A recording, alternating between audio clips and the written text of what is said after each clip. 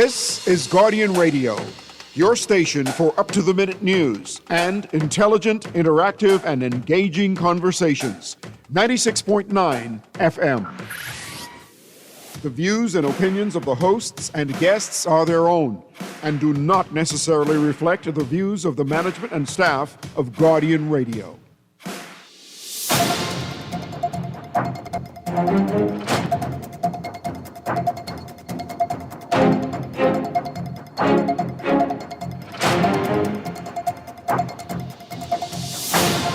And welcome to another edition of Guardian Radio Today with your host, Pastor Dr. Cleveland W. Eneas III, also known as Kahun Anku Sarah. It is my pleasure to be here with you on another Hump Day Wednesday, and I'll be with you up until the 4 o'clock hour. Our numbers today on Guardian Radio Today, 323-6232, 325-4316, 325-4259. And, of course, in the family of islands, toll-free 242-300-5720. In radio text line is powered by BTC, and that's 422-4796, 422-4796. Standard text rates do apply. We'll be streaming live on GuardianTalkRadio.com, as well as you can catch us through Cable Bahamas Channel 969, or BTC Flow Channel 612. Today, we have as our special guest, Dr. Rudolph Tinker. My brother, how are you doing? Hey, what's happening, man? I'm hanging in there. Good to have you here today. I know you've been busy with a lot of different things, so we're going to dive into that, as well as what's going on here in the political scene here in the Bahamas. But let's first just kind of catch up with you, because the last time we spoke to you, you was still trying to get your money back from the bank. Yeah, still haven't gotten that done yet. You were getting signatures so you could be on the ballot for the district over there in Florida, District 20, right? Which was district you're in? I'm in District 6. 6, you're in District 6, okay. Yeah, Palm Beach County, District 6. All right. So how's that been going? So far, good, man. On Friday, we hit 1,450 signatures.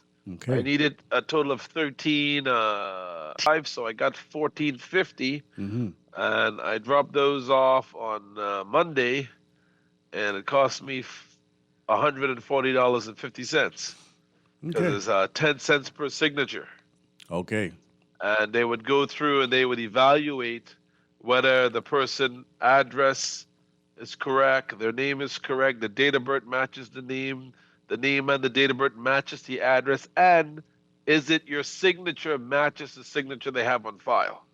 Oh. They check all of those things to make sure that the petition you sign is valid. If it's not valid, if any one of those things don't mix, they cross it out and it's rejected. Wow. And then I would at least the qualification time is May 15th.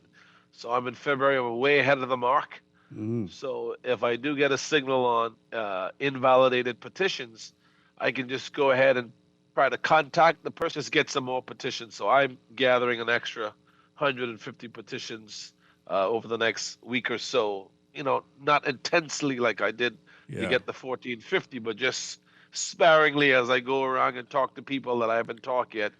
I'll get a signature from them, and I'll be dropping these off probably in the next week or so. I should hear something in the next week, probably sometime next week, whether or not I made the qualification or I need some more signatures. So I got my fingers crossed for this. And I must give tons of thanks to my grandmother, who has now left the planet. Okay. Who gave me the wisdom market at a very early age. So I remember I was about maybe 7 years old, and it was a weekend, and because she used to make the straw bags herself. She had the machine. She would stitch them up, and she would take a dozen straw bags and make and put them together. So I'd have 6 on one hand and 6 on the other hand, but she would fold them into each other. Right. So I'd have 3 in the left, 3 in the right, and she would give me $1. No, actually 50 cents. Because she knew I was going to sell them. So say, now take these downtown and take this 50 cents to get on the bus. And when you get to downtown, you sell this wholesale to the straw vendors. Ah. But if Okay. a tourist stop you, boom, you go immediately. Yes. So that story comes to play because even though I did that very young and wasn't really even shy, I thought it was wow, this is awesome. I'm making money. Right. And then as I got a little bit older, when my grandmother moved to the States, my mother took over the store, and I used to come there in the evening time from school and on the weekends, and I would sell in the straw market, selling to tourists. So the technique of trying to get a tourist to stop Mm-hmm. to your stall, you got like a minute. Hey Mm. man, you wanna show them something and make the transaction and give them a change and put the money in your pocket and catch the next guy. Right. Right. So that skill in the straw market, that on the spot sales, high pitch sale, that's what I use to collect signatures. And you heard me live. Yeah, I did. I did. Hey, this is Dr. Ting. I'm running for Commission District 6. I'm trying to end property tax. Would you like to sign this petition? Yes. So now they're coming under the DMV. They're very pissed, Right. first of all, coming under the DMV because either they were rejected because they either left a piece of mail or some qualifying document that didn't give them their license that day. Right. And I'm stopping them to give me their first name, last name, their address, their date of birth, and a signature. And they're Wow. already pissed. Right. You can see the skill set that's required here. Yeah. Yeah. and I think it's important to reiterate because we talked about it the last time you were on. This method of getting onto the ballot. Obviously we're in a different political space here in the Bahamas because all you got to do is be tight with the party, and they can Right. they can make sure you in there, right? But the fact that you had to get you could have paid you could have paid what was it $8,000 to get on the ballot? How much is it? It's $8,000 to get on the ballot. Right. So you could have paid that, but you said no. If I No. can't get these signatures, I don't deserve to be on the ballot. Exactly, and that means society, the community hasn't given you an endorsement to represent them. So why pay the $8,000? But the wealthy people pay the $8,000 because what they'll do, they'll pay the 8,000, get on the ballot, and then they're gonna advertise you, out advertise you 10-1 to get the. Yeah. Where my message is right, 2.5 weeks, I got the required more than the required signatures, which means people are resonating with the message. Yeah. Because think about it now. Someone's giving you their first name, their last name, and their date of birth. Right. And their address. Right. I mean, You can almost get a credit card with that information. right. They got to trust you to give you that. They got to information. trust you. Yeah.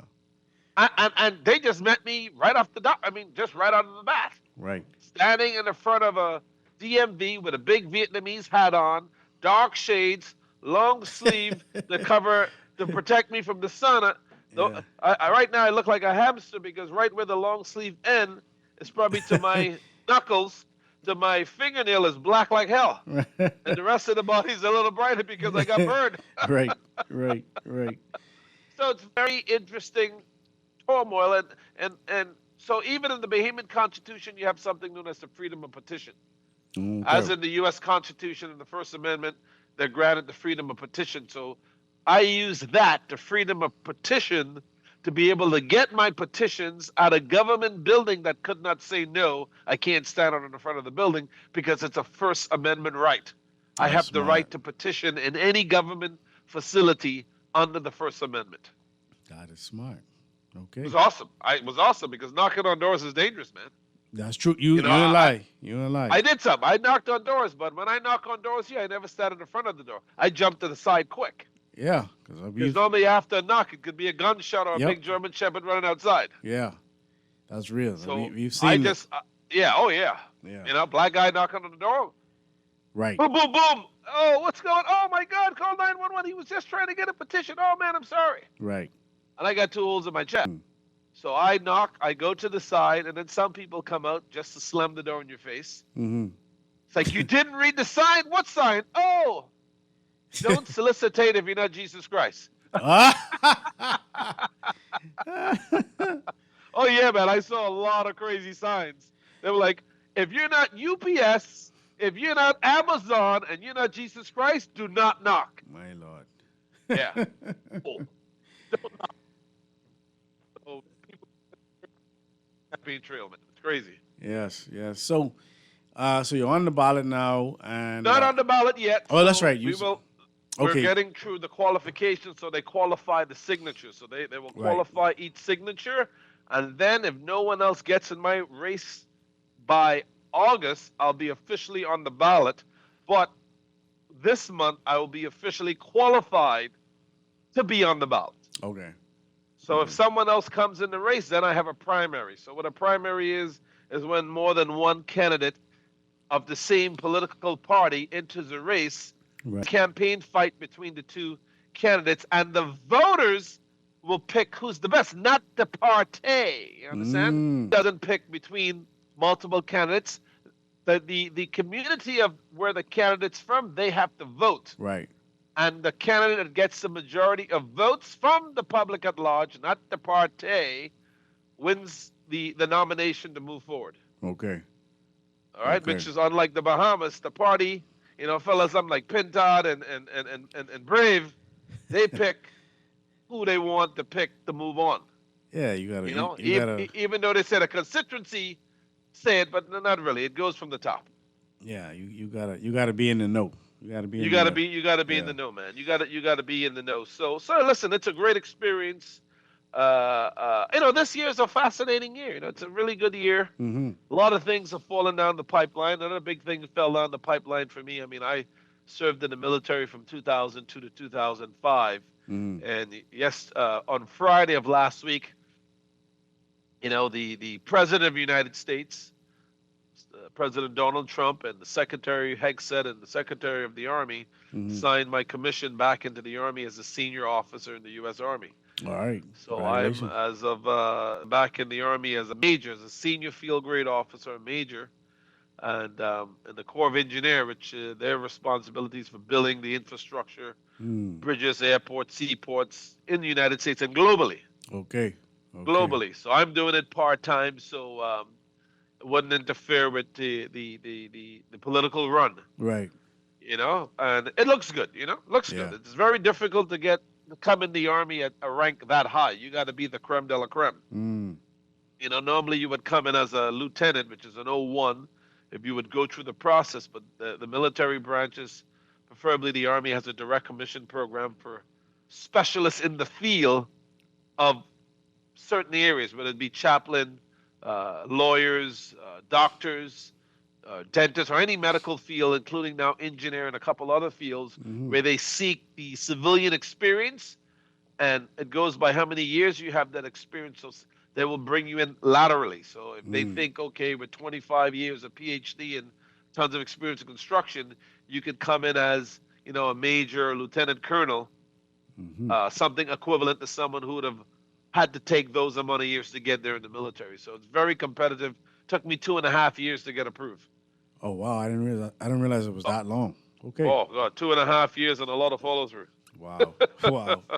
Well, congratulations, man. You definitely on the move, and keep us updated. This is the diaspora, man. This is the diaspora. And so we see we have one of the fellow what's the word? Diasporians. That's diasporans. Diasporans. Rick Fox. He came back home. He's now running with the FNM. Now, the last show we were on, when you mentioned the FNM, Right. Tell that lady call back and give me my credit, man. I know, true. You get that from. And literally, while I think about 15 minutes after we came off here, that story ran. So you were right. You were right. Rick Fox is in Garden Hills, and it's going to be interesting. It's going to be. I agree. It's going to be very interesting. But to tell you the truth, I'm shocked. Why are you shocked? I'm shocked because if I was Rick Fox, yeah. All right, and I can't even hit a 3-point shot. But if I was Rick Fox, right. I would have never, ever chose Garden Hills. Well, maybe Why would I go there? And I mean, Garden Hills. I moved to Garden Hills when it was only Garden Hills in 01, 2, and 3, and that was back in the early 80s, 82, 83. We moved to Garden Hills, right? And at that time, Garden Hills was a very new neighborhood. A lot of people that lived in the village, like Fox Hill and way out, kind of was moving uptown. That was moving on up. Yeah. Indoor plumbing. Like, right. you understand? Yeah. You're not in the village anymore. You're in the big times. George and Weezy. Yeah. Right. You're moving on up, and Mario Bowleg lived one house between my house and his house. It was one house between us. Okay. So Bowleg is a staple in the neighborhood. Mm. All of his brothers, his sister, his mother, his father, they all grew up in that. Well, they didn't. It wasn't obviously like me. We wasn't born in Garden Hills, but we came there from somewhere. Yeah. So Mario would have been there now for 40 plus years in that neighborhood. Okay. And I know him personally. Because obviously we one house beside each other. We used to play basketball. The basketball court, which is a court we put up. None of the ministers put one up, and we had several ministers, including Leslie Miller, Bernard Nottage, and a few was MPs of that area. And we built a court on the. I think we even put up our own pole. The pole and too? The guys put up the pole too, and the guys chip in for the rim, and the court was right in the front of Bowleg house. Wow. And everybody used to come there from all over what we knew was Garden Hills, which was not. It was in Garden Hills. The majority of Garden Hills was in the front of Little Generals, not behind it, because behind it is now Garden Hills number 2. But really, everybody used to live on 1. Okay. Where what is 1? That was the main heart of Garden Hills. Okay. And we used to play basketball right in the front of the Bowleg house. Everybody. Wow. I mean, all day, every evening, especially on Saturday, that was the spot. You can suck on a little baggie. Right. I don't know. They still make that? Some people do. Some people still do. make it, right? Some people do. You can still find them. Back then, I think it was 25 cents or 50 cents. I know it ain't 25 cents. I know it ain't 25 cents no more. You ain't gonna find no 25 cent baggie. And cup. Yeah, and cup. The cup. I remember the baggie and the cup. Yeah, and then Very salty simple and terminology, right? Yeah. Salty and and thing like that. Yeah. So Rick Fox, I would have tell Pintard, my boy, you got to put me in an area that's a sure win, like the gambling house. I want to win guaranteed. I don't want to go to a place where I'm fighting to win. What seat? Because again, he's merging back into Nassau, into the community. Even though he said he's never been away, which I give him credit. He's come back and forth, which is fine. But I would have said, listen, I would have made a deal with the boy from St. Anne's. Hey, I ain't that darker than you. Adrian I ain't Wright. that darker than you. Let Pintard, if the F&M win, let him appoint you to something in the ministry. But give me St. Anne's. That's a guaranteed win. Because you would want a Rick Fox to win. See, my thing is, the publicity he's going to get as a winner is beneficial to the party. Right. And not as a loser. That would require a mammoth amount of team play, right? I don't know what these fellas get promised or what they promise to be in these seats. You know what I'm saying? Yeah, but look at you remember Hugh you remember Chipman? Yes, Hubert Chipman, yes. Chipman was in St. Anne's. Yeah. And Chipman wasn't all that white. No, he ain't white at all. You see? so and Chipman, what the other boy name? Loretta Butler Turner, Richard Lightburn, and if you get Minister, all of them y'all ain't getting renominated. So you could make the adjustment. And so the same thing happened to him. But go ahead, yeah. Right. So if I was Fox, no, you got to put me in a spot that's guaranteed winnable, man. You're not going to put me in a spot that's up for play. To go against Bowleg is tough, man. Because again, Bowleg's my boy. He ain't do nothing for me. He still didn't even get me a meeting with Bray. That's been 4 years now. So I ain't giving Bowleg's no prop on Guardian. Right. Bowleg, you let me down. Even though you're married to my high school classmate. Hello, Diana Bowleg. We went to AF Valley together. But Bowleg ain't gonna be an easy beat in Garden Hills because Bowleg is a staple of Garden Hills. Yeah. And that's a fact. That's a fact. So I think one of the things that Rick Fox had going against him was he kind of came late in the game. I mean, the election is right here. In terms of he was kicking up some dust He was an ambassador for a while, and then that ended. And then he was kicking up some dust, but then we didn't know exactly where he would land. And now he's landing. You know, people are speculating that the election is a few months away. You see what I'm saying? Now And he's landing on a team that's not that strong. well, you know, the reality is they are not the governing party right now, and and let me just read something to you. And caller, we see you. We coming to you right now, right? Something that our good brother Dr. Ian Strawn put up, because when you in the governing, when you have the purse strings at your command, there's things you could do. This is what Dr. Ian Strawn said today or yesterday on Facebook. Said how political patronage screws you. When the politician paves your road weeks or months before an election, she or he is using public funds to finance his or her personal election campaign. The politician does not care about your quality of life or the quality of the road because she or he could have paved it 3 years ago. No, Exactly. she or he cares now because he or she needs your vote. Your tax dollars could have paved the road 3 years ago, but would you have thanked the politician? He or she needs your gratitude. You must be grateful in order to vote him or her back in, they think. So he or she steals from you twice. He or she denies you the road you paid for in taxes for 5 years. He or she then steals your taxes to fund his or her personal campaign, gives you the paved road. Then he or she will use your vote to go back in power and ignore you and your road for the next 5 years. Boy, let me tell you something.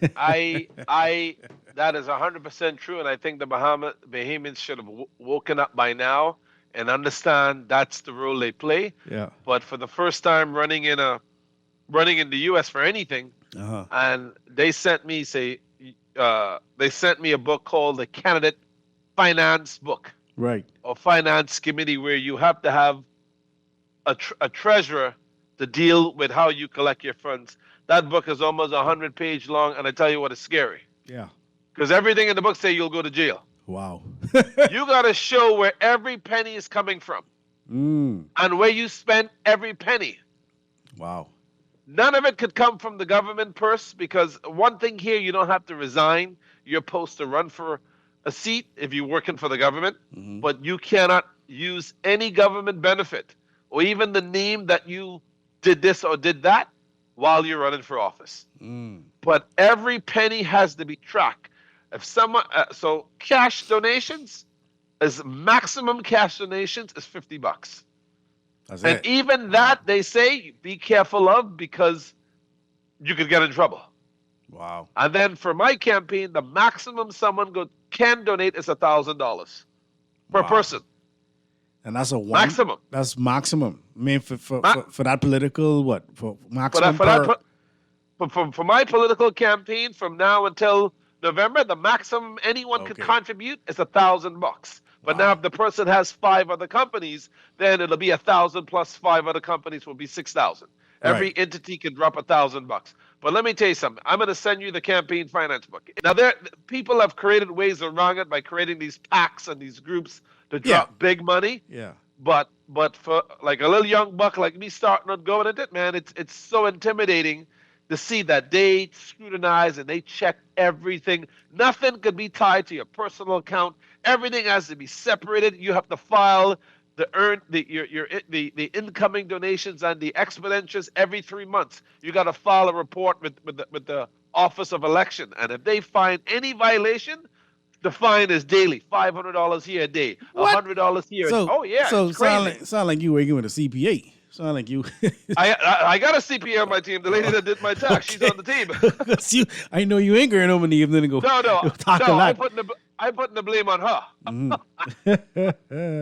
I didn't do it, but it's crazy, man. It's crazy. Yes. Let's run to the phone lines. We got a caller here on Guardian Radio today. Caller, you live. Oh, boy, I tell you, a long wait. Sorry about Good that. afternoon. How are you? Thank you for your Good call. Good afternoon. Yes. What school did Dr. Tinker graduated from? This voice Here sound locally. familiar. Pardon me? All right. Your voice sound familiar. What's your first name, young lady? No. She ain't gonna give My her first name. name is Deborah. Okay. All right. Yes. I would have had two classes. I would have been a part of the graduating classes of '96. Would have been for H.O. Nash, the class of Oh, okay. '96. But one of those Okay. two No. classes I would have been. I would have had a lot of classmates in those two groups. Okay. No, I was calling because my brother, Daniel Alcide, he graduated from Aaron Bailey. He Oh, was okay. he was second to the last. Graduated from the lowest of the lowest. I said all of that to say. So he had an opportunity to leave Nassau and went into the U.S. and got married and all of that. And he and his wife went into the army, and Oh, he did nice. very well. He did very well in the army. He was able to lead out the baton of Desert Storm. Mm. And then when he was finished with that, long and short of it is, he was able to get his doctorate degree through going in the army, and then he was in charge of the procurement in the Pentagon. Okay, Nice. he did very, very well. I mean, although he didn't do as well home, but when he went away, like his life just transformed supernaturally. So he is doing very well. And like I said, he was when he got his doctorate degree and came home. I told him to come back to Aaron Bailey and speak. Know that all things are possible. Okay. I attempted to do that the AF Valley, but I think they told me I had to get permission from I guess from the Department of Education, Ministry of Education, because I would have loved to come back and speak to the seniors and see if there's any teachers that would have still left. I didn't graduate in Nassau.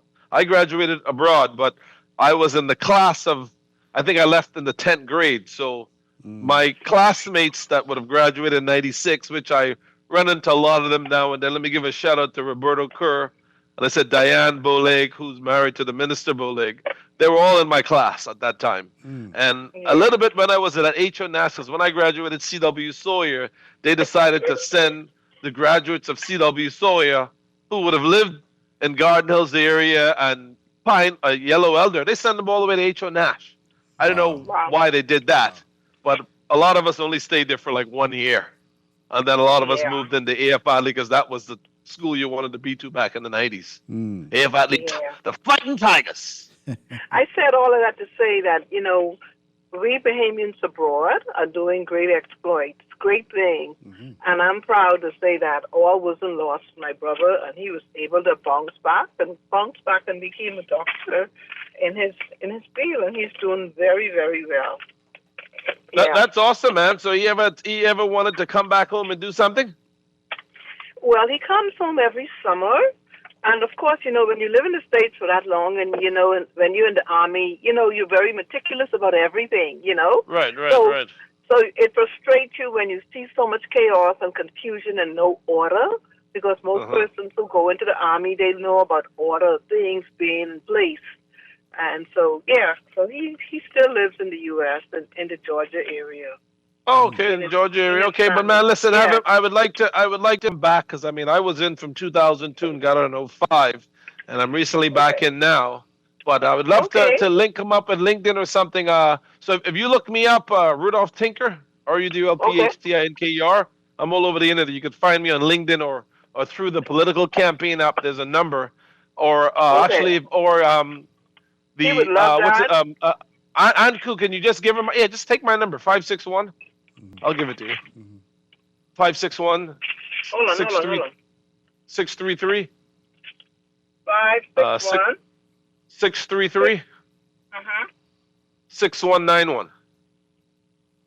Okay. Yeah, please tell him reach out, man. I'd love to link up with him and talk to him. Daniel Alcide. All right, perfect. Thank you, man. Thank you. Thanks for the call. Thank you so much. Okay, bye-bye. That's good. That's good. That's good. Listen, man, there's a lot of Bahamians over here doing some stuff, man. But the problem is the Bahamian government cannot articulate it in the right way to bring the diaspora back with these heavy qualities. Now, she said her brother is doing procurement at the Pentagon. So he's in the purchasing department, and the Pentagon, the budget of the Pentagon is more than the GDP of the Bahamas. Yep. Okay, Yep. and the amount of rules and regulation and things that he would have had to done to get there, and the security checks. A guy like that could come home and do something. I mean, if he's obviously willing to come home, but at least show something for people to come home. I'll give you an example. This Friday, the Bahamas government is at here in West Palm Beach doing an expo called an invitation to invest in the Bahamas, where investors would come to this expo. The Prime Minister is going to be there, Mr. Alcides, Ryan Pinder. The whole charade will be there in West Palm Beach, which is roughly 30 minutes away from me. I'll be attending that also, Right. to just listen in. Right. But you could come and put on this big display in the U.S. to bring foreign investors back.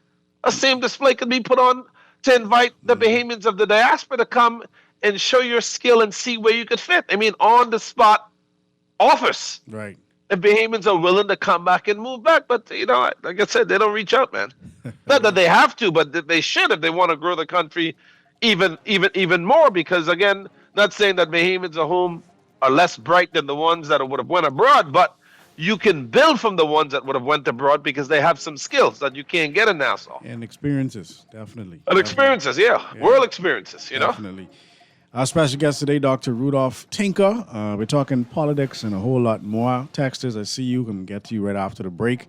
When we get back, we'll get back to the phone lines, and then we'll tap into some more of the political scene here in the Bahamas to this election. I know it's Lenten season now, so they kind of calm down a little bit.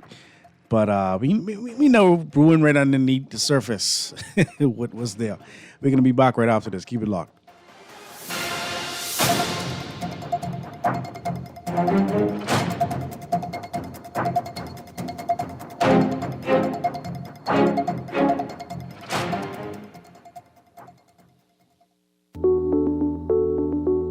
Screening for colorectal cancer should begin at the age of 45. Reduce your risk for colon cancer and schedule your colonoscopy today at reduced prices for the months of March and April at the office of Dr. Harold Mullings, located next to Princess Margaret Hospital. Call us today at 328-5550 or WhatsApp 816-1417.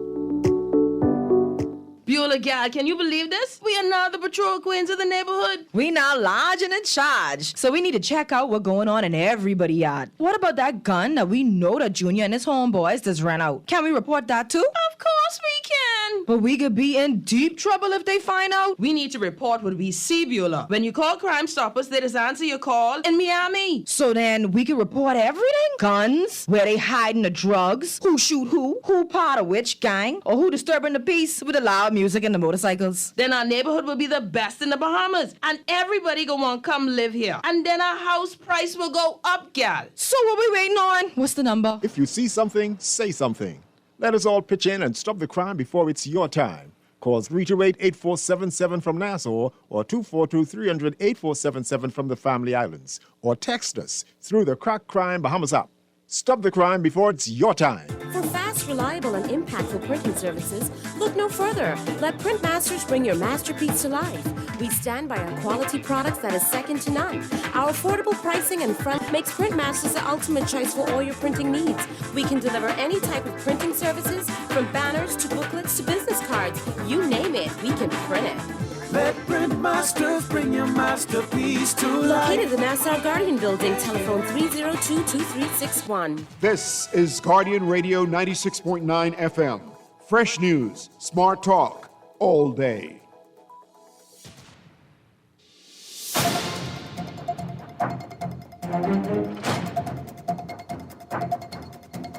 And we're back here on Guardian Radio today with your host, Pastor Dr. Cleveland W. Eneas III, also known as Kahun Anku Sarah.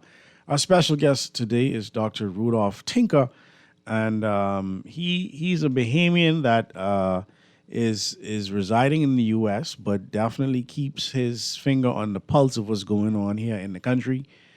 He's also in for District 6 over there in Florida. As he puts his campaign together, he's waiting to find out if he's going to be on the ballot. And one of the things that we like to highlight when Dr. Tinker's on the show is I'm gonna call it, stopping the brain drain, right? We got a lot of Bahamians doing some awesome things over in the United States and around the world, not just the United States, around the world. And one of the things Dr. Tinker complains about is that, man, y'all just treat us like pot cake, man. You know what I mean? Like y'all only know us when y'all need us. And so we see where Rick Fox has entered into the fray. Someone asked recently on the text line, I thought you had to be Bahamian. Let me read this thing. Hi, I thought you had to be a Bahamian citizen to run for politics in the Bahamas. Well, Rick Fox is a Bahamian citizen by birthright through his father. He was born in Toronto, Canada. He moved to the Bahamas as an infant and was raised here. I went to school with Rick Fox at Kingsway.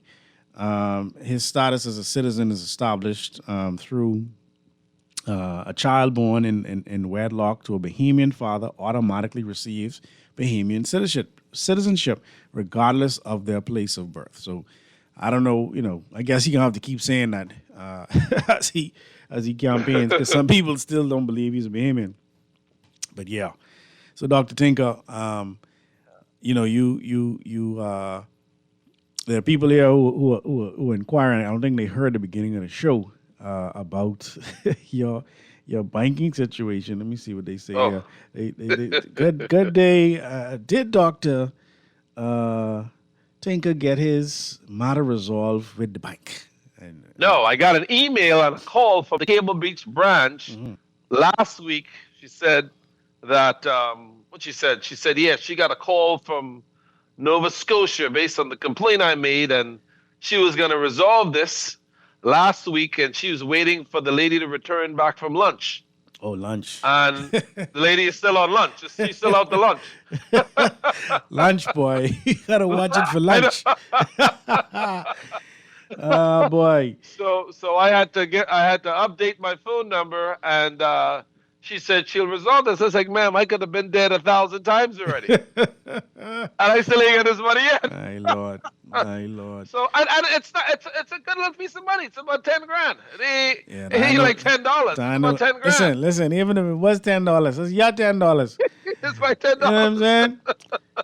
This texter says, Dr. Aeneas, the politicians in the Bahamas are like the worst sweetheart, and you will get hurt. Put your trust in Jesus. Reflect on Christ, who already died for us. Amen, Dexter. Thank you so much for your. And then you didn't graduate from AF, right? You said you graduated from abroad because they were asking. Yeah, but I would have been the class of '96. '96. Okay, so people in the class of '96 would know who you are. Right. So Gino, one of my other classmates, my name is Gino. He's a how do you call them people that taste the wine and sample the wine? They got a French name. Oh. He's a Gouvier or Nouvier, whatever. What's the name of it? Somalia. Yeah. He works at what's the name of that place that makes the chocolate? Clifford. When you come in. What road is that? That's. Hold on. Grey Cliff. Yeah. He runs all the high end bottles at Grey Cliff. So shout out to my boy Gino. We would have graduated FA together. Excellent. Gino, man, Gino, and then one of my other boy, one of my friends is a doctor, and I think is a doctor in I think it's either the main hospital or the other. We went to Ronaldo is his name. We went to CW Saw and AF Valley together, but I can't remember his last name. All right, so they stay at home. You were abroad. They stay at home. We got some callers coming through. Let's get them into the conversation. Caller, you live here on Guardian Radio today. Pastor Enos. How are you? Wonderful. Think. Hey, what you say, brother? Listen, he don't have to explain nothing because I think his second cousin, his grandmother's my auntie. Mm-hmm. Think was born in Rose Street, Fox Hill. Yes. He's more Bahamian just like I am. Yes. And everything what he's saying is nothing but the truth. Me and his mother is second cousin. Okay. So that should tell you Yeah. what it is. He's the son of the soil. And you're still in the Fox Hill area, right, Mike? Yeah. He ain't going nowhere. So, and I'm happy for him. That I hope everything goes well with this election. But what I would like for Tinker to do, meet with the Prime Minister on Friday. Try to Tinker, you could be a good advisor for the Minister of National Security. He can do that from there. And things could be running more well than what it is now, because I know you have some good ideas and good plans, man. You know, so that's what it is. But the thing, what I want to ask you, if Pastor Enos will agree for you to touch on that gentleman would get catch with the oil that cocaine yesterday on the boat going to America. Yeah, that's an interesting topic, yeah, man. That's interesting. Yeah. Okay. Well, since that's why I asked if he, you know. So anything in the news, anything in the news we could touch. Yeah, anything in the news we could touch. Okay then. Yeah. Well, that's I just wanna see what's going on with that. Okay. Yeah. No problem. Okay. Yeah, and like I say, Tinker's have his finger on the pulse of what's going on in this country. So I'm sure you saw that story, right? Yeah. Saw that story, and what's interesting is the preemptive. George W. Bush said after, and he said he's not going to wait around to be attacked. He's going to preemptively strike the terrorists. And we saw Mr. Deem's schema preemptively with a letter from him and his wife saying, "I know the man, right, but I know what type of business he in." Oh boy, that's a tough one. So that's he ain't looking too good, man. Look, this a little slightly. You're coming out before the race, so I don't know. That could be a little sign of deception there, that you were so preemptive in trying to explain yourself before anybody even asked you a question about it. Well, you know, it was more than him just speaking up. You had other people who were saying, no, that don't go like that. You had other people who were speaking up as well on behalf of Marvin Dames. Right. So yeah. But even if he's arrested in this jurisdiction under this president with drugs, you're going to jail for 1,000 years. There's no coming back home. There's no I'm sorry. I mean, you're getting, one thing you could surely say in the U.S. Is that you could assuredly say you can get locked up, and for a long time. Yeah. I mean, and for a long, long time. And the number one thing that affected the Colombian cartel and the Mexican cartel is when their states sign on to something known as the extradition. That was the worst thing ever. Yeah. Because the last place you will wake up is in the U.S. penitentiary. Yes. Wow. I'd rather wake up on the side of the road in Nassau than to wake up in the U.S. penitentiary. Phone lines are lit up. Let's go back to the phone lines. Call you live. Pleasant good evening, Miss Dr. Enos. Yes, sir. Elder Sparky, how you doing, man? No, hold on. I trying to, every place I go, Dr. Enos. Give me a moment now. Go ahead. You got some people that's calling, you let them run out of breath and things. But when Sparky calls, you say you got 30 seconds. Well, I ain't say that today. No, I know you ain't say that. I watch the producer. Yeah. Sometimes they cut you. Yeah, no, you good, but man. What I'm saying is, Mr. Producer, please give Sparky a moment today. The producer give you the thumbs up. He give you the thumbs up. You got to go. Eh? Go ahead. Let me tell you something. What that doctor said a little while ago and what Dr. You said a little while ago, I listened to your area on Times graduation and things like that. Yeah. You got one cousin named Gully Enos. That's right. My Uncle Godfrey. Justin Enos. Judson, that's right. You got one daddy named Fritzy. What do you call him? Fritzy. Fritzy. They just call him Fritzy. Fritzy. Mm-hmm. And then your granddaddy, Cleveland Enos, was Modenas too. Yeah. Right there behind St. Agnes Church. Yes, sir. Right opposite the Southern Recreation Ground. That's right. With the swings and thing for the little black children. Yeah. Right next to the Capitol Theater and Purity Bakery. Yes, sir. A lot of these Bahamian people now, they don't even know what we're talking about. And then you're right next to St. Agnes Church. Yes, sir. The black cathedral over the hill. Yeah. Yeah. The white cathedral where the white Anglicans used to go to was Christ Church Cathedral. Oh, I didn't know that. Okay, thank you. And Educating us. you know, the King and the Queen of England is the head of the Commonwealth of the Bahamas. They are head of church and state. That's correct. Mm-hmm. And the Governor General, whether it's a woman or a man, a faggot or a left. Ah, Lord, Sparky, you're doing so good. Sparky, you was doing. See, Sparky ain't been on the radio for a little while. It's like, I letting him spread his wings a little bit. You can't do that, Sparky. You can't call a bundle of sticks. Ah, Lord. I saw some more texts coming through, Dr. Tinker. Let me just, someone shouting out your boy, Gino, man. Say, Gino Ford is a great guy doing great Gino things. Ford, that's my boy there, man. Gino Ford. He was the shortest boy. He was the shortest in the high school graduating class. That's my boy. Oh, well, I know what that feel like. I think I might have been taller than one other fellow. I think Gino take the cake for being the shortest, but that's my boy, man. That's my boy. Yeah, man. Gino Ford. That's his last name. Ford. Yeah, okay. Yeah. All right, the phone lines are lit again. Let's jump back on it. Call here live. Good afternoon to you, Dr. Ennis. How are you? I'm well, sir. How are you, man? Good to hear your voice. I'm pretty good. Dr. Tinker, how are you, sir? Good, brother. How are you? Man, it's a pleasure. I beginning to fall in love with this brother's show. I've never. We can meet soon, man. We can make it happen. His cousin and I, we are very good friend, Godfrey Ennis. That's one of my favorite cousins. Yes, sir. Yes. How was it last night? Was it cold over there? My family said, and right next door to you in Port St. Lucie, they said it was in the 30s last night, right? Ooh. Am I right? Man, the iguanas was falling out of the tree dead. You thought the world was coming to an end. Boom, boom, wow. boom. They just freeze to death. They did. Wow. Yeah. I had my days. I had my days in that country in the late 70s, early 80s. I had my days of those. You're interested in politics? Well, I've been teaching the field for 25 years, so after a while of sitting down, watching a bunch of knuckleheads bastardize the government, it's time to take a step and fix some things. Yeah, your friend.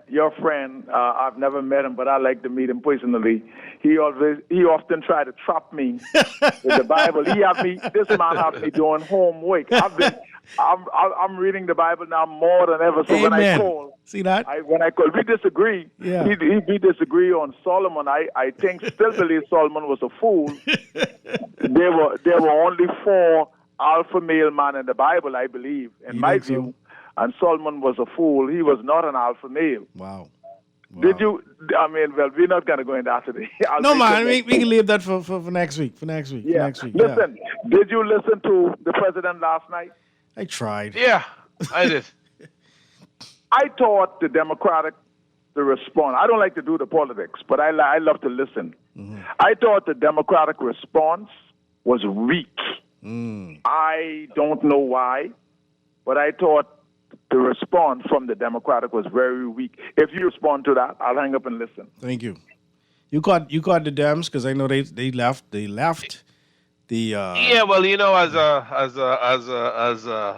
they have something called the UCMJ. Ever heard of that before? Yeah. Mm-hmm. Uniform Code of Military Justice. Mm-hmm. Mm-hmm. And under those laws, I can't comment. Yeah, I figured. I'm now senior officer in the Army. Yeah, you gotta let that ride. You gotta let that ride. He might send me to Mars. Right. Yeah. You gotta let that ride. Send this boy to Mars. He on this radio talking crap. Well, at least I'm officially muzzled. Yeah. Well, that's what comes with being a part of the Army. So our special guest today is Dr. Rudolph Tinker. He's a Bahamian, son of the soil, but he's over there in America. He's doing some things, but he loves his country, and so he chimes in periodically to let the Bahamians know what we looking like from the outside in, because he have a different perspective. So we're gonna run to the news, pay some bills, and then I see the phone lines lit up, and then I got some texts that we're gonna read. So keep it locked here on 96.9 Guardian Radio. Back after this.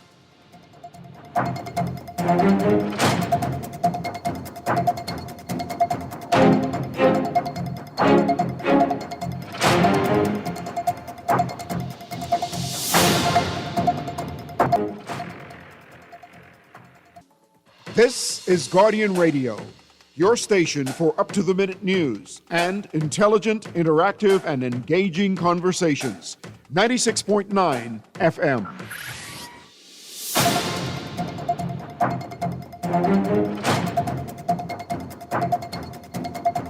And we're back here on Guardian Radio today with your host, Pastor Dr. Claire Anku Sarah. Our special guest today, Dr. Rudolph Tinker. And today's phone numbers are 323-6232, 325-4316, 325-4259, the Family Violence, 242-300-5720. The Guardian Radio text line powered by BTC is 422-4796, 422-4796. Standard text rates do apply. This texter says, I love Dr. Aeneas from Tuskegee and Dr. Tinker from Palm Beach. We are grateful for your impartation of knowledge and your global experience to keep us educated. Your humor is amazing. All right, well, we appreciate you listening. Doc, you want to run back to the phone lines? We got the phone lines lit up. You there, my brother? Yeah, go ahead. All right, caller, you live. Good afternoon, sir.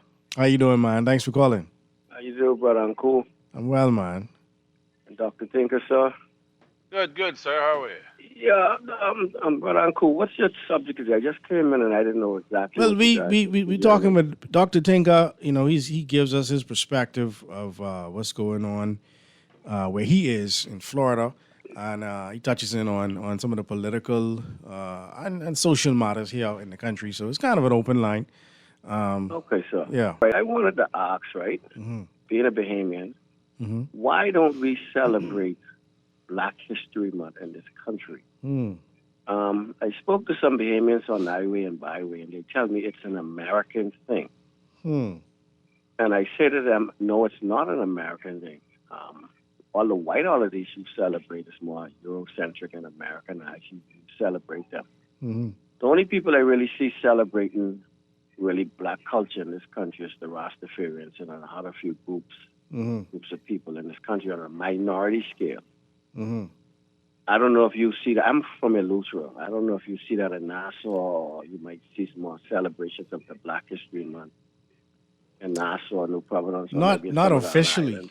Not officially. I mean, the only thing they would be down there is Emancipation Day. Yeah, there's a march. That's about it. There's a march on Emancipation Day. Right. Yeah. And I think we need. But most majority black ruled countries don't really do much of any Black history. Why is that, Doc? Why we oppress our own thing and we get all excited over Valentine, Humpty Dumpty Day, Columbus Day, Christmas, and all that? Because in many, especially under the British Commonwealth countries, they so much trying to keep the Band-Aid on the status quo. They don't want to. They don't spend no time telling people where they come from and how they get to where they is, because they so focus on keeping them your royal this, dame this, and sir this and sir that. They don't want you to think too much, because then you might say get rid of these titles. Right. You're thinking for yourselves then, right? Yeah. You're thinking for yourself. So they just try to. You see, because when you look at the British, the way they were able to divide and conquer, they love giving people titles. When they give you a title and they make you feel better than the next person, you don't forget your history, because now today use a sir. You could be black like the sun, but use a sir. Yeah. Use a member of the Garter. Use a MBE, member of the British Empire. Well, damn it, why do I need a title to call me MBE if I was already born here? Right. You gotta give me. Yes, sir. I see a thing with Mr. Fred Mitchell responding to something about the British monarchy, saying they want to change something. Yeah, I don't even know why he brought that up. I thought that was so stupid. So what's going on now? The arrest of the King Charles' brother, Prince Andrew, was arrested for his involvement with the Epstein file, and because of that, he's 8th in the line of succession to the throne. Now, if you was number 8, you ain't gonna see you're very insignificant. You ain't gonna see the truth, especially at that age. Unless number 1 through 7 is on the same plane together, then you have a chance. So this ain't no designated survivor. This ain't no, you know the show called Designated Survivor? You ever seen that show when the president, the vice president, the speaker of the house, and someone else was on the same plane, then the Secretary of State became president because he was fourth or fifth in line Yeah, I to saw that. succession to the Yeah. presidency. It ain't gonna happen. So I don't even know why Yes, Fred sir. talking. That's a waste of time. Yeah, one more thing before I go. I think we should have known more about our Black History past, so we could have dealt with it better in this time and moving forward in the future. Especially with our little problems we have in this country with the Asian community and the other Black nations around us, hate one another. Mm-hmm. And the last thing I want to say is that I think Bahamians should really consider now with this upcoming election sovereignty over politics. Mm. I think that's what we really need to consider, sovereignty over politics. Because the way I see us heading in Eleuthera, we're not gonna have any sovereignty here. And I was just down there the other day. I was like, what happened to this island? Yo, ain't nothing to do. I couldn't find something to eat after 8. Where was I? I was in Topham Bay. Topham Bay. But I thought they say Topham Bay have a bunch of redskin girls. Yeah. I couldn't see one. Thank you for calling. Thank you for calling. That was my first time in Eleuthera. I was like, what's going on here? But the roads are very dangerous now. I was shocked to know that I spent 48 hours in Eleuthera, and I was so shocked to see since independence to today the very little to non-existent development that has been done to that island. It's just amazing. It's amazing. Yeah, that's on many items. Bad, man. Let's run back to the phone lines. Calling you live here on Guardian Radio today. Good afternoon. Good afternoon. How you doing, Papa? Thank God for life, my brother, and good afternoon, Dr. Tinker. What you saying, Papa? Great show all in all. Thank God for life, man. I know you miss your boy, man. You miss your boy, and your boy was that other fellow who used to say attention, attention. What was his name? Oh, yeah, that's the great. What was his name? How do I say it? The legendary Levon Cliff Bannister. Yes. Attention, boy. Bannister. Bannister at the radio. Legendary. Yes, that's right. I think he would have been 54 on the 8th of January this year. He was 48 when he died. That's 5 years ago. Wow. 6 years. Yeah, I remember him from the Dr. radio Tinker, waves. I brother. could say this, like paraphrase as much as I could remember, since Pastor Anku said that we could ask you a question if it's in the news. Mm-hmm. Folks, this was in our news, but it's more internationally or whatever U.S. I want you, if it's possible, to say something which you know about the legendary Dr. Jesse Jackson. How effective he is, and maybe some of your voters listen. Some of your the voters over there who might vote for you might be listening too. What I want you to deal with here locally for me quickly, please. I want you to tell me if you follow the news where our new ambassador from America, Mr. Herschel Walker, I don't know, I think he get directive from the president to tell us, see if we could reconsider that deal what we get with the Chinese, with building this new hospital, borrowing the money and all of the 50% Chinese got a work beam and all that stuff. He's saying that they could give us a better deal. Dr. Tinker, you might have already answered this and I missed it. Dr. Tinker, they was busy when we was checking them a few times, so our government said to see if they could give us loans or help us out. And they was busy, but they say they have time now. I wanted you to tell us over here, like someone say you could be a good advisor. If it makes sense, we consider knowing that we're dealing with a person like Donald Trump also, and we a sovereign country, and we should be able to do what we want to do. And when we didn't need the money, they didn't have the time for us, but they have it now. But this America we talking about, who couple feet away or couple 50 or 40, to be one with us, our families and everything, we connected, in spite of what China might have did for us. The last thing, Dr. Tinker, the Epstein files, you talk about Prince Andrew being arrested. And I was saying, it seems like no one is above the law some parts of the world, but I was wondering, what about the Bahamas? We have some candidates now who running for political party without calling any names. Okay, they talk about should the Free National Movement reject or cancel the candidacy for Mr. Marvin Dames. I'm trying to figure out, Mr. Tinker, tell me what's the difference with the situation what Marvin Dames' name mix up in, and those names who was called in the Epstein in the Jeff Epstein files. Some of them seems, I think one of them is a candidate. I mean, what's your view on it? Because everywhere I listen, they dropping down like flies if your name being called with Jeff Epstein or you're being to the island or something. I know everyone is innocent until proven guilty, but here in the Bahamas, it seems like in spite of we know everyone is innocent until proven guilty, we get on the limb to say they're innocent when they should be open that they're not innocent, and they should answer so we can find out if they're innocent or what. I hang up and listen. Thanks, Uncle. Yeah, my brother. So I think the first thing was Reverend. Once sound beat on the door, kid. Yeah, no, Reverend Jesse Jackson was one. He was a civil rights activist and push very hard for the voice of Black Americans in the country. One thing that many Black Americans didn't, that kind of gave him some slashback for, he also pushed for the terminology Black American, which was after all these years fighting to be American, now you want to be African American?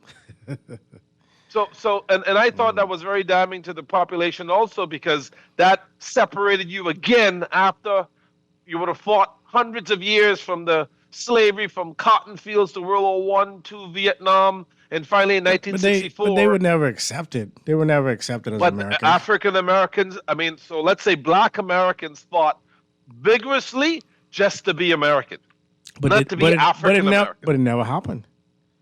Listen. I wouldn't say it never happened. Look at what I know. You can't talk about it. I could talk about it. Look at what they did with President Obama and Michelle Obama. That's one guy. That's the head guy. He represents the whole country, and he got the most endeared president of the United States for Black people, looking like an ape. Listen, that's one guy that did that. But when you look at where African Americans are now, from the struggles they would have came from, you have to say beyond a reason that they have climbed. We had President Obama, you had guys like Colin Powell, you have a Black governor of Maryland, the only Black governor in the state. You got to realize the Black population is also dwindling. The Hispanic population has already superseded the Black population. The Black population had a lot of hurdles to come over with what's been done to them for all this time, but it's a work in progress. You got America's a new project. The democracy is new. It's not something that's been long-standing like the monarch of England or some of these other type of government. So it's an experiment. Relatively new, yeah. Relatively new. So then the other question he had was, I think with Marvin Deems Marvin Deems, but another American one, I forget what he said. But anyway, he had too many. Right, he had a lot. He threw a lot. Yeah, but I know he mentioned Marvin Deems' name being caught up in this situation where his business partner was hey, like they say, you're innocent and proven guilty, but in some jurisdiction you're guilty until you're proven guilty. So it just depends on how the local jurisdiction wants to handle the issue of Marvin Deems. But no, Jesse Jackson was a big freedom fighter, man. He was around for a long time. His son got into some scandal probably 15, 20 years ago when the FBI came to his house and they found a couple $100,000 in the freezer. Oh. It's like, dude, why is the money in the freezer? He said he didn't know. Okay. Good answer. Survey says. Good answer. They know. but good fighter. But at closing for president, and you look at Obama, and I just had this conversation on my American government class the other day. The distinctiveness between the two candidates, a Jesse Jackson and a Barack Obama. Jesse Jackson got the true African American experience. Yeah. Whereas Barack Obama didn't get that experience. No. Father from Africa, white mother, grew up in the islands in Hawaii, spent time in Indonesia. Okay? So that hard experience Jesse Jackson would have got from the inner city, from generations of Black family in America, you almost have this chip on your shoulder when you're talking about what was done to you and your people. Yeah. So that's only going to resonate with a very small part of the population. 12%. Whereas whereas Barack Obama doesn't have that. It's almost like me in the United States. I don't have that experience. Yeah. But I know what it is to be Black, but I don't have that African American deep experience of facing hardcore racism they would have spent in the Jim Crow days, and segregation and all that stuff. So I'm more neutral to a point. Okay. So when a Barack Obama speaks and a Jesse Jackson speak, you could see the tenseness in the voice, the difference, the draw of the audience. So that's how Barack could have gotten over many voters from the other black votes. You'll never win. Of course. And then Barack is a great orator. He's one of the best. He's one of the best. Great orator, but you still is born with that permanent stigmata, the color. Yeah. Still born. Yeah. You understand what I'm saying? So he had to, besides being a good orator, he had to say the to right overcome things that. Yes. To overcome that. Yeah.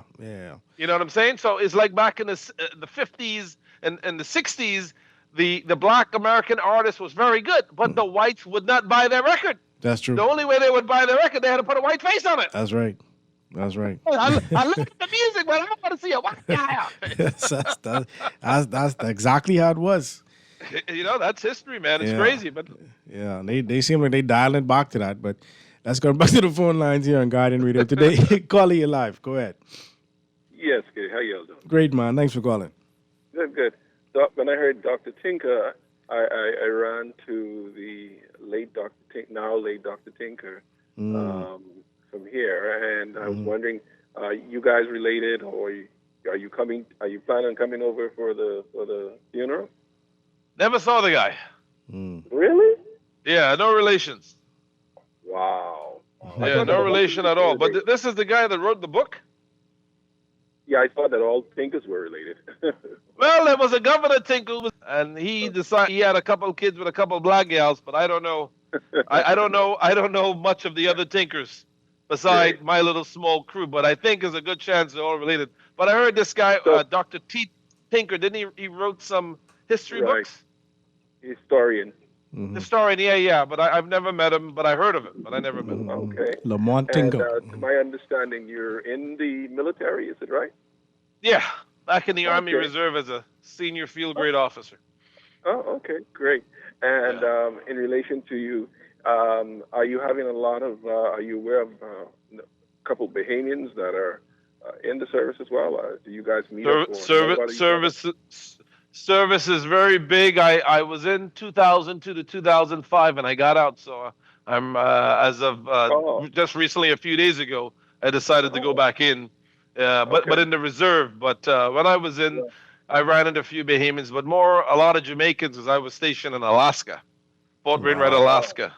So I thought I would have been the first islander in Alaska. I started to celebrate, and then I heard Bob Marley on the radio. Like, oh my God, the Jamaicans have landed. Oh boy, I tell you. All right. And they had a restaurant. You can imagine Fort Wainwright, Alaska, minus 67 below, and Bob Marley's on the radio. And Oxtail. Say, man, it's all out there. You gotta love our Jamaican brothers and sisters. They everywhere.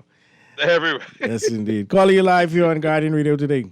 Yes, give thanks for life, man. Yes, brother. Thanks for calling. You know, I must commend, what's his name? Dr. Tinker? Bannister. Oh, Bannister. You mean the late, great Bannister? Not Bannister. Papa. Oh, Papa. Okay. Right. You know, Papa's not afraid, you know what I mean, to hold power. Mm-hmm.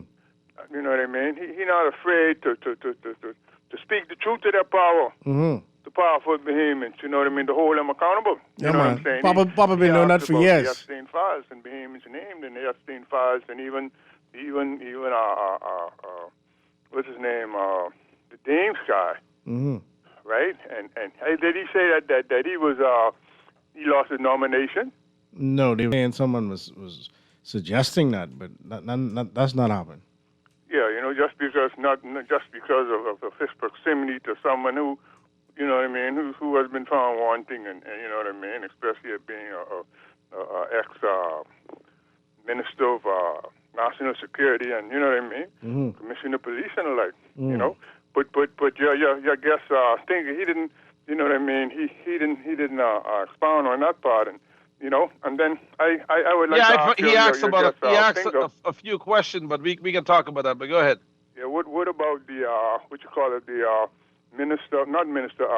Marco Rubio's address to the Munich Security Conference? You know. Yeah, I saw a piece of that. Talking about about reviving the colonizations of the West. You know, and then I like to ask, I guess, why did he choose to join the U.S. military? Well, not the Bahamian military or even the Chinese military. That's a good question. Let's hear what the guest has to say. Let's hear what the guest has to say. Thank you so much. I think he will know why you joined why you enjoying the Chinese? Why the U.S.?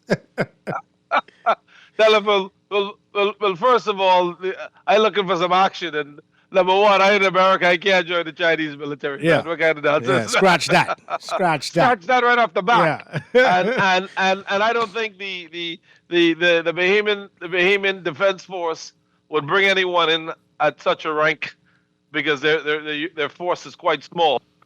Somewhat paramilitary.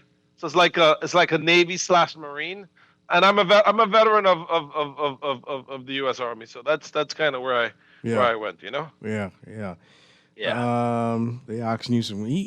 Texas. He really can't speak on what happened last. Well, what's the question? Let's see. It's a good afternoon, Uncle. I asked Dr. Tinker what he thinks about Mike Johnson, the Speaker of Congress, standing up and cheering for the president when he said he don't need approval from Congress for tariffs or to go to war. Well, all right. So let's clarify that. We can discuss the Constitution. The president, one of his powers is to write tariffs, but the Congress, when we look at the branches of government, the three branches of government, the Congress have to sign off on the tariff. So he does need the Congress for that. And then what was the other part of the question? And then for approval to go to war. The president don't need Congress to go to war. Only Congress could declare war. Oh. But if the president wants to take troops into battle, the president can take them into battle for the first 10 days, and after 10 days, Congress could stop funding the war that the president took them into. So by that time, you have 100,000 troops on the battlefield, and you think Congress can stop the money? Never. You put American troops in harm's way. Yeah. So let's look at it. So the last time Congress declared war in the United States was World War II. Okay. Vietnam was in a declared war. The Korean War was in a declared war. Desert Storm was in a declared war. The Iraq War was not a declared war. All those was not declared by Congress. The last time was World War II under Franklin D. Roosevelt when the Japanese attacked Pearl Harbor. Other than that, every other conflict, let's call them conflicts that America had, the president went without Congress approval. So I guess that's the loophole. You know, it's not a That war. is the loophole. Yeah, that is the loophole. Because even when they went into Venezuela, they said that was. They didn't need Congress approval for that at all. Because if he had talked to Congress about that, they would have leaked it. Yeah. And then Maduro would have escaped through the back door. He would have been like El Chapo. Yeah. He would have gone through what I've done. So let's go in there, slap Maduro, slap your wife, and put him on a chopper. Yeah. When you wake up, you're in America. New York City. Oh my God. It's like a terrorist in Israel. Yeah. You know, the worst place you could wake up is in an Israeli prison. My Lord. The first thing you see is the Star of David. My Lord. It's like, oh my God, I'm waking up in the wrong place. Yeah. I went left and I should have gone right. Exactly. Call here live here on Guardian Radio today. Yes, good afternoon, Dr. Aeneas, and good afternoon, Dr. Tinker. Hey, my brother. Good evening, sir. All right. I mean, I agree with the previous caller on a few things, especially with the part, but he said pauper. You know, pauper, right? You know what I mean? I say pauper to an individual. If he was running in my area, I'll take, something that I don't do, I'll vote for him. Papa, you hear that?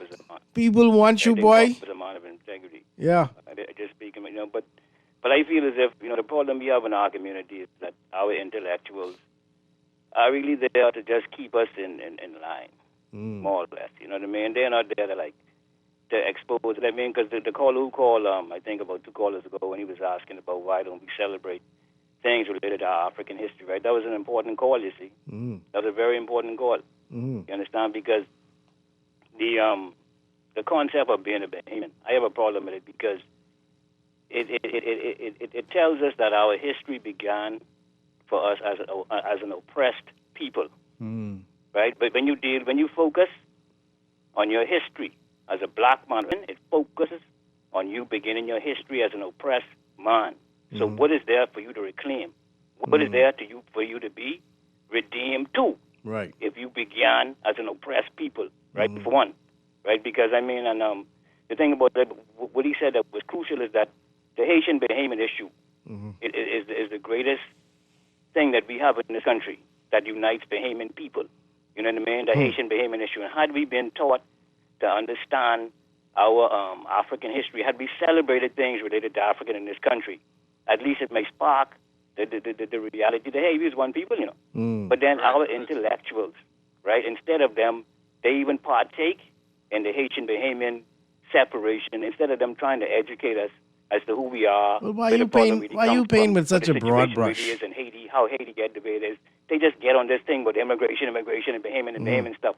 You see, and for me, you see, that is absolutely ridiculous because, like I said before, on 2/4 today, I was wondering, when are we going to have an African Day? When are we going to have days when we celebrate and appreciate who we really are as a people? Because, see, from the time we are more proud to be Bahamian than we are African, then we have committed to not knowing who we truly are. Do you understand? We have committed to saying that we as a people begin. Like I said before, when you begin your history as an oppressed people, right, what is there for you to be redeemed to? You understand where I come from? Because I think I heard Dr. Tinker mention democracy, as if democracy, if I'm not mistaken, as if democracy is some type of, democracy wasn't created. He said it was young. He said it's very young. It's not an old thing. But I'm talking about the whole concept of democracy. Where did democracy come from? Didn't Socrates argue against democracy? Athens, Greece. Yes. So he argued against democracy. The whole concept of democracy. Democracy is a type of governance that depends on people being not critical thinkers. You know what I mean? It is an atmosphere that allows politicians to blossom. Do you understand? And that's what Socrates was arguing against democracy. It wasn't created for us. I mean, has democracy worked for any country? Has democracy worked for us in any kind of way? Because democracy depends on the education level of the people. And if the people are rich, like we are meant to be and kept to be, then democracy ain't up, because any politician could get up and sell us any dream because we don't think critically. And that's the whole thing about democracy and politics. You understand? So my point is this. The educated people in this country, the so-called intellectuals, right, need to stop just promoting and perpetuating the ideas of the system to us. You understand where I come from? Because like I said before, as long as we promote Bahamian over African, we have committed to not knowing who we truly are, and we have committed to being the tail and not the head forever. We need to start to say who we are, because the Haitian Bahamian thing can be solved, like the caller talk about, can be completely solved if we just appreciate and tell the truth that we are African. We need to stop being a bunch of fools. All right? Now, you have a nice day, gentlemen. Thank you very much. Thank you. Dr. Tinker, what you got to say about that? No, listen, he has a point, but when you go back, I remember when I was in high school down there. You don't even have to go back that far. Just look at social studies. The teaching of social studies in the Bahamas, or even civics, is kind of non-existent. So to a point where they don't take a deep dive into. You learn it in social studies for BJC. Yeah, but they don't go deeper. For example, the first prime minister. Is there any books on him that's been used to teach in the school or even teach at the college level? I have to look at the new history book to see if there was a deep dive in that particular text. But there should be books and books on the guys who signed the Constitution. Why did they sign? There should be much more. But I throw a lot of this on UB. I throw a lot of this on the University of the Bahamas, because they're supposed to be the publishers of the country, publishing these books and teaching these at the college and getting them out to the Department of Education, because it rests with your research institutions to go out there and research this stuff and bring it to the light. So they're not doing it. You can't rely on the government to do it. Yeah, you can't rely on the people to do it, or someone from outside the country to do it. But in many cases, when you have a system where, in the U.S., many of the institutions is publish or die, which means if you don't publish, you get fired. Yeah. Well, I know books like Sir Clifford Darling's book, Dives, takes a deep dive. Clifford Darling. Yeah, but you see, Sir Clifford Darling wrote the book. Mm-hmm. So that's almost like so what a I'm saying, what I'm saying is that's the closest we and I can be corrected. It's time to be corrected. I think Turnquist wrote a book also. Yeah. I mean, that's what I'm saying. Those types of books. That's what I'm saying. Yeah, those types but of books. those are not academic books. Yeah, I understand what you're where saying. we could rely on that research because like peer reviewed it's type almost, stuff. Right, peer reviewed. So that you get from the university professors. But UB is not there where you publish or die. Right. Where you're forcing the professors to publish, look not for just something. come. Yeah. Look for something to write about, man. Publish or die. Publish or die. And I'm seriously, it's critical. You can't get tenureship in any major university in the U.S. unless you publish. Powerful. If after 5 years, you're fired. Well, go publish or go someplace else. Yeah, we got to do a show on that. Yeah. Let's run back to the phone lines. Calling you live here on Guardian Radio today. Hi. I just wanted to find out from you, Doc, both docs. Have you guys heard about what's going on in Mexico right now? I mean, it's like the drug dealers are taking over, and because I think the kingpin or somebody was arrested. One of them died. No, they killed him. What's going to happen with the U.S. You think the U.S. is going to get involved with that? No, the U.S. is not going to intervene in Mexico. This is not the first, second, or third time this happened. Anytime one of the cartels get arrested in Michoacan or the Sinaloas or one of those areas there, the cartels retaliate by burning tires, some cases killing American tourists and trying to shut it down to say, hey, don't mess with us. So I see this as just as a message the cartel is setting back for the death of one of their cartel leaders. But the Mexicans will get an order real quick from the president and say, hey, shut it down, or we're going to shut it down. So I think the cartels are going to go pretty quietly and chill out. I don't think you're going to see more than what you're seeing right now. And it happened on many occasions. It seems as though that the U.S. doesn't have very much confidence in the Mexican president as such. Never. I don't think we haven't had confidence in any of them. Yeah, the reason why I always all on the of take. that is because the violence is. I mean, it's going from city to city to city to city to city. It looks a little bit more bigger than previous events. That's why I was asking. Well, she was. I think if I can remember, she came out of California, so there were high hopes for her. She lived in California for a long time. There were high hopes that she would have went and do the right thing, and the cartels were kind of worried that an American person, well, she is Mexican of origin, but someone who lived in the U.S. is coming back to run Mexico. So they wanted to take a very strong stance and say, hey, listen, this is not California. You're in Mexico. So I think she does have the ear of the president because they want to do right for the Mexican people and right by the president. So I think she'll get some support, but Mexico is a sovereign state, so we have to leave it up to their Ministry of Defense to handle this issue. And when the Ministry of Defense in Mexico cracked down, man, they really cracked down. They really cracked down. So there's only so much the cartels will do. One more point. I was talking to a friend the other day about Cuba. I believe Cuba is going to fall this year. You think so? Well, that's the push. That's what they want. I truly believe they're going to fall this year. That's the push. Mexico just sent a relief to Cuba the other day, but we got to see what Rubio is going to do, because one thing Castro did before he died, he said, listen, he put rules in place to make sure that if American Cubans do come back to Cuba, that none of them could own more than 49% of anything in Cuba. And that's out the door now because obviously he died, and if the United States come in, I don't see them respecting that. But one thing we got to be careful of, how the United States come back in or when they do come back in and handle Cuba. If they don't do it organically, you could have a civil war in Cuba, man. I don't think Cubans are gonna sit there and just allow Miami Cubans to come back in and say, "Oh, we come back to take everything that Castro took away from us." Yeah. Well, you're looking at people with millions of dollars coming back into people with no money. I truly believe that may happen because you know how our people go.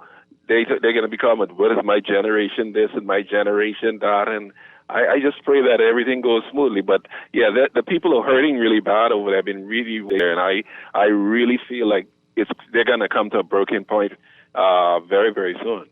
If the U.S. don't want to make Cuba the 51st state or territory, I think we're going to have to tread lightly on the Cuban issue because Cuba has, I think, 13 or 14 million people. We have to be very careful how we deal with that because you don't want a civil war in your hands and then you have a huge masses of exodus coming into Miami. I don't think they want that. It's not going to be good for anybody. So we just have to play I think one of the smartest thing to do for Cuba right now is to remove the embargo. I mean, Cuba has thrived on its own with the embargo since JFK. If you remove the embargo, Cuba is self-sufficient. Mm-hmm. Yeah. Cuba can strive. I mean, Cuba had an embargo unlike any other country in the Caribbean, and Cuba was in better shape than many countries in the Caribbean. Yes. With the embargo. We guarantee them for healthcare.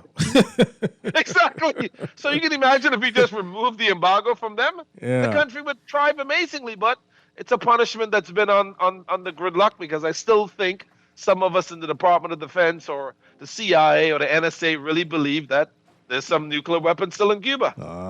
So that will be one of the biggest reasons for opening the Cuban doors to go in there and see, hey, are these weapons fully gone? And I think once we realize that those weapons are gone, I mean, Cubans are not going to go to Cuba, man. Just like Venezuela. All right, you took Maduro. Did we see No. 20,000 planes of Venezuelan going back to No. They ain't going nowhere. So they say it's approximately 9.7 million Cubans, but they say it's a decline. So that decline, I don't know if it's from the numbers that you're talking, but now it's around 9.7 million. But I agree. Either way, it's going to be an issue if they don't enter Cuba responsibly. Cause, they have to. Yeah. But we got some texts coming through and some more calls. We're going to run to a break and be back right after this with our special guest, Dr. Rudolph Tinker, back after this.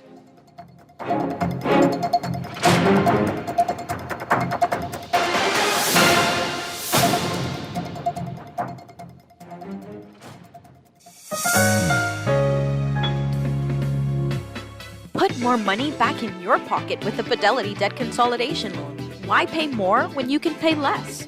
Reduce your monthly debt payments down to one low, easy payment. Apply for a Fidelity Debt Consolidation Loan today. Call 356-7764. Fidelity, we're good for you. Girl, Junior just showed me Bella Boy in his phone. What you mean? He take picture of that good-for-nothing boy? Shh, you don't want Bella hair. You say that. You know she always say that's my good child. So what he doing in Junior phone? Oh, he there because the police looking for him. He on that wanted list. Wanted persons in your phone now? Yes, child. And when police want to find anybody quick, after something happen, they can send pictures direct to your phone. Go to Google Play or App Store and search for Crack Crime Bahamas. Then pick install and it will go straight to your phone. There is also a section on missing persons. Yes, girl. Everybody needs to get this app so police can tell us right away when these people go missing. Just like an alert system. Yes, it has numbers for Crime Stoppers Bahamas, so you can call directly to Miami and give the information without giving your name or anything about you. I tried the other day, and when I hear Junior and his boys talking about where they hide those guns, I walk quick round the corner and call that number. Call 328-8477 from Nassau or 242-300-8477 from the Family Islands. City of Miami Gardens presents JITG Music Fest. Janae Aiko, Ludacris, Ashanti, Nelly, Glorilla, LMA, Maya, Joe, D-Nice and Friends, featuring SWV, Donnell Jones, Case, Sunshine Anderson, and Kenny Burns, the Isley Brothers, El DeBarge, Stephanie Mills, and so many more. March 7th and 8th, Hard Rock Stadium. Tickets and info at jazzinthegardens.com. Jazzinthegardens.com. This is Guardian Radio 96.9 FM. Fresh news, smart talk, all day.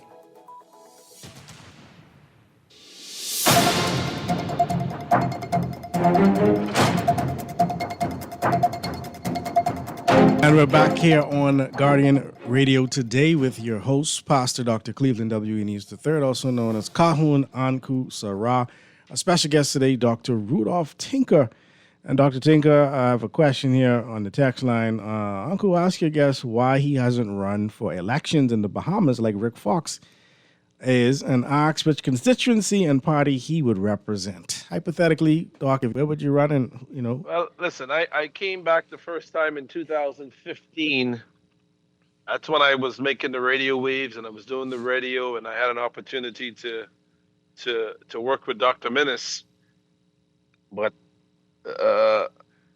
it's almost to the point where you almost have to beg. I was considering Fox Hill and Garden Hills, but for me, I was a novice to understanding the cult type of politics, so I was very green. And if I know what I've known now, I should have never say I want to run in an area where I know the people, because you come to find out you really didn't have to do that. You're going to run anywhere and win. Right. So I kind of jammed myself up there a little bit, and then there was pushback against me for the fact that I had other documentations from other places where this. So let me show you the sad thing of that time. So you had the kid from Abaco. Remember this kid who was the MP of Abaco when the hurricane came? He took off and went back to the States. Oh yeah. Let me show you. I forgot Albury's. Albury's his name. Something Albury. Right? So he literally was born in Lakeland, Florida. Grew up in Lakeland, Florida. Right? Right? Here he is, born to Princess Margaret, birth certificate, everything. They didn't give him no trouble what they gave me. And if you look this boy up right now, Matt Albury is his name. If you look him up right now, he's working in Georgia. Wow. So what citizenship did he give up? If you look him up on LinkedIn right now, the former MP of Abaco is in Georgia right now working. So the double standard of putting the little black boy through hell and giving the other fella a bly. So that is what disgusted me in the process. They came down on me hard. And I showed them a Bahamian passport. That wasn't good enough. Really? Yeah. I was thinking, we ain't going through what we went through with Ryan Pender. So you better get something from the embassy, say you give it up. I say Ryan Pender to this day never showed a document that he gave anything up. So again, the Albury, if you look up the boy who was the island minister of Abaco at the time, you look him up under LinkedIn. You better do it before your family member hear this and he take down where you work. You will see that this dude is working in Georgia. Hey, somebody heard look that up and screenshot it. So I don't know if he's swing menace, but they gave the little black boy like me hell and let this fella just walk right in. But and that's the reason why I can't get on my knees to come down and run for office. I can't. Wow. I attempted. I tried. I was down there. I was working on more FM, doing the live radio and making the rounds. I even did the candidates interview. But you didn't want to throw the line. The line long. The line long. You might have been what? You might have been 8 places from the joint by now. The line long, and it's a lot of inside fighting, man. A lot of inside fighting. Yeah. And then I attempted to work on the back scenes of the PLP when Davis was out of office, and the Chester Coopers and these other guys and the Mitchells and things like that. When they win, they totally forgot about me. I said, man, I in Miami, give me something. Give me the office down in Miami. Give me something. Fellas, them wouldn't answer. They phone. They tell me, who do I think I am? I'm the deputy prime minister. Who you think you're talking to, boy? I'm the deputy. I said, look at these clowns. Hey. Wow. So it ain't in me, man. I'm an army guy. I can't bet. Yeah. I could give you my credentials and give you my resume. It's up for you to do what you could do with that. Yeah. And so for me, I'm done. I can't bet anymore. So I don't think it's going to be in the cards. You tried. I tried. We give you that. We give you that. Yeah, I tried, man. Let's run back to the phone line here. Calling you live here on Guiding Radio today. Hey, Pastor, any say no time goes. Go ahead, man. Go ahead, Papa. Professor, I would just say, first of all, I should say thank you. God see and know everything to the callers, them who say, I would vote for me too. A person like me. Yeah, man. I'd vote for you, Papa. Yeah, listen, I was trying to find it from professional important. I ain't gonna worry about those candidates who name mix up and stuff. The important thing is to me, to some of us, is Herschel Walker. I think they say please. Herschel Walker. I was supposed to get to that. They say please, right? That's Donald Trump. Let me get to that. We should reconsider this deal with China. Let me get to that right now. That's right. If Mr. Tinker, Brother Tinker, would be able to tell us. No, I can tell you right now. So anyhow, I did a master's in international relations where I focus on Chinese thought. And the reason I did that because China right now is a big talk in international relations because how they're buying up huge land masses all over the world. And China right now is the number one country that's lending the most money beyond the IMF, which is the International Monetary Fund, and beyond that of the World Bank. Because what a lot of third world countries are doing, they're taking money from China because there's little strings attached when you borrow that money. Okay. Now, these strings that are attached to the Chinese money, if you ain't reading good, you can get swing. But there are some strings. But the strings when you get money from the IMF and the World Bank is that you need to do certain things. Like everybody should like who they want to like. Fly the rainbow flag. These other things comes when you borrow money from those other two institutions because they tell you how the money should be spent.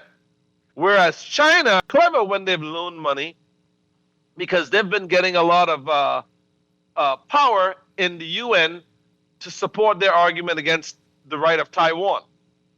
So for the first time historically in the Caribbean, if you look at it, and you see all the members that voted for China to have absolute right over Taiwan, Jamaica, Trinidad, I think a whole bunch of countries voted for China. Because why? They borrowed money from China. So what has been drastic, and I even wrote on this, and the downfall of the U.S. hasn't been paying attention to this. Right. They haven't been following through with this. So China now has a lot of these countries in their palms. Where, for example, I think the country of Honduras has borrowed on one project more money than its GDP. So if they lose the project, China doesn't want their money back. They want the asset. So many countries are in total disarray with owing China the asset, which is the land, the raw material. So Herschel is trying to basically say, let's relook at that deal that you made with the Chinese because we could give you the better deal. Because who's your best friend? China is far away. We're 90 miles off the coast of Miami. We have Walmart. We have Walmart, KFC, and McDonald's. And if something would have happened in the Caribbean island and the Bahamas would have come under attack, who's going to come to your defense? The United States. Where does most of your people travel? The United States. Where you go shopping? The United States. Where most of your kids go to college? The United States. And it only makes sense that the dealings internationally between the two countries is very smooth. So if the United States is willing to make the deal or do better by China, it's in the best interest, in my opinion, for the Bahamas. Maybe because I'll tell you this.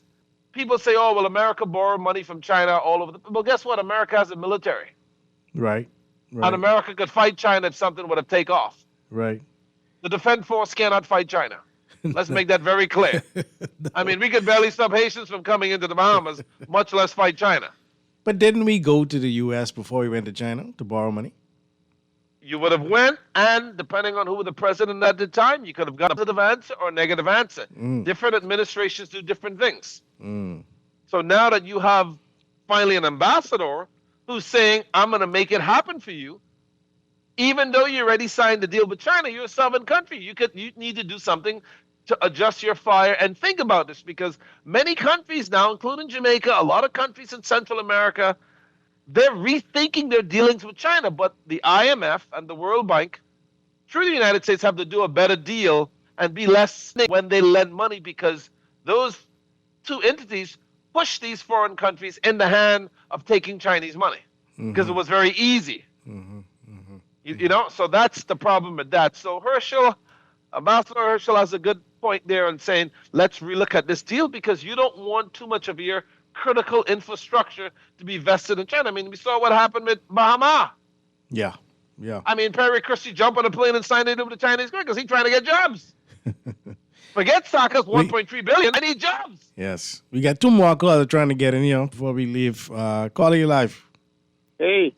Hey, how you doing, man? Good man. I have a question for the great the great thinker. Yes. Thinker. Good, sir. Yeah. About 2 callers ago, a question came up in the background. What are the intellectuals in our country using the intellect for? And it's probably at the base of all the problems that we are having. Because we are not planning or thinking 10, 15 years ahead. It's like each 5 years. So please, can you give your view on that? Okay, please. All right, thank you very much. As we've seen from the inception to now, what the intellect have done. Now, I have to give the first prime minister kudos for what he's done, but in my opinion, when it comes to the first PM, he should have left after the second or third term. I think after the third term, he really became tunnel vision, and it became more of maintaining the status quo than developing. Because if you look at a lot of the things he put out in his first manifesto that he wanted to do, which was the biggest thing was that light infrastructure, that light mission, never. You know what I mean? So when we look at what the intellects is trying to, they're trying to maintain the status quo. The Bahamas has like a 1%, or let's say maybe the top 5% a bourgeoisie class, where they don't want them little picky-head fellas coming up in that class with them. No. They want people to look up to them and beg them. I'm a dame. I'm this. I'm a KC. I'm a QC. I'm a sir. I'm a knight. I'm a this. I'm a that. Which is all nonsense to me. If I had anything to do with the Bahamian government, the first thing I would do is get rid of all the titles. Well, we have national honors. We have our national honors. We just still like to call ourselves sir and OBE and thing, but we got our own honors. Yeah, even your own honors. Honors do a lot of separation. You know what I mean? People want to be separate, and that's the thing. You create a class of society with all these honors that don't even make sense. Start naming the street signs of grandmothers and great-grandmothers from the inner city who really do something, because when you look at who the Bahamas give these honors, it's the same group of people all the time. It's from back to the how much, Yeah, no, I'm listen, I that's a whole nother show, but I hear you. I definitely hear you. Caller, you live. Good afternoon, guys. How y'all doing? Great, man. You got about 30 seconds. Yeah, good afternoon, brother Tink. Boy, Ennio. Sorry about that. Hey, this is my boy, man. This is my boy. We say a long time back here, home, brother. You need to come back home. You and Good Morrison. I knew Dad way. And I tell people, chat, I'm working at the army. You see, and I'm not wrong with our people. And another thing, you think America will win over $1 trillion, and another thing is better than that, right? And that's for using their language English. But the thing, keep coming on the show and educating our people. I wish I had more time. Yeah. I appreciate it, caller. That's my boy, man. That's a good. I forgot his name, but a very good guy there. Yeah. That's my boy there, man. But listen, it's always. My schedule have gotten a little tied up. I did email you the finance. I'm gonna look it up. We can do a show on that because I want to pull some stuff and see how we would compare. Yes, it's very scary. So listen, even in my campaign, I'm like, boy, I see what the Bahamian politicians be talking about. Because it'll be so good to get this money from anywhere. Yeah. It makes it easier. It makes it easier, but at the same time, it creates an equal playing field to have these rules in place. Yeah. Because you really push away the honest, hard-working man who might want to put himself forward, but can't come forward because it's an expensive game. Right. You know what I mean? So that's the downside of not having a campaign finance reform, because you'll never get in if you don't get into one of these big parties, or you don't have a lot of money to run your campaign. Yeah. Our special guest today, Dr. Rudolph Tinker, son of the soil, always got his finger on the pulse of the Bahamas. He loves the Bahamas, and he's doing his best over there in America. So always know when you hit Florida, you got a friend. You got Dr. Tink over there. Thank you so much. Yeah, man. Yeah, man. I appreciate you being here.